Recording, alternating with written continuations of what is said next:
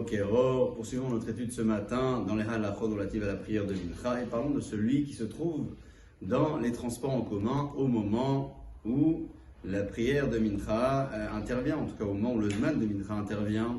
Que doit-on faire dans ce cas-là? Prier dans le bus, prier dans le train, dans le métro ou dans l'avion, ou peut-être attendre et risquer de rater le zman de la tefila. Imaginons que le coucher du soleil arrive et qu'en arrivant à destination, le zman, le temps imparti de la tefila de Mincha sera déjà dépassé. Dans ce cas-là, c'est noté dans la halakha que s'il s'agit d'une personne qui a l'habitude d'avoir la kavana au moins au début de la Hamida, vous savez, dans la bracha des Avot, la première partie de la Hamida qui est la plus importante et dans laquelle il faut vraiment avoir une bonne kavana. S'il s'agit d'une personne qui effectivement a l'habitude de prier la Hamida avec cette bonne intention au début de la Hamida et dans le bus, dans les transports, ce ne sera pas possible. Dans ce cas-là,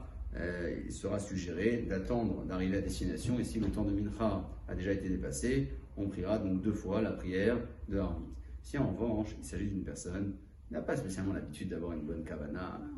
elle prie comme elle peut, comme on dit, sans avoir l'intention, en tout cas particulière dans la bracha de Avot, alors on lui conseillera de prier dans le bus, de prier dans les transports.